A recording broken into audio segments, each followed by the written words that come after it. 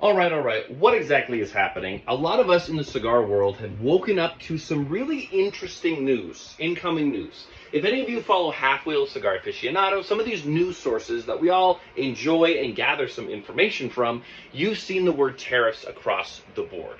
Now, there's a lot of speculation, there's a lot of worry, but a lot of it is still unclear.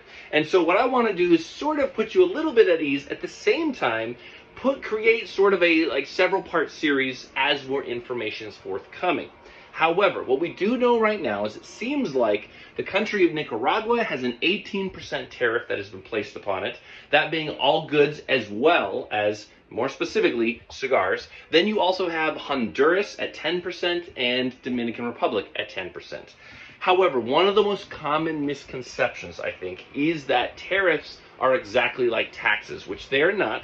And at the same time, just because there's a percentage tariff on a product, that doesn't mean it's completely going up by that percent. In other words, as the manufacturers, some of our favorite cigar makers create a cigar to bring to the American market, there is a manufacturing cost or a cost to create those goods. And at the manufacturing cost, that is where that 18% is going to impact, not at the retail cost.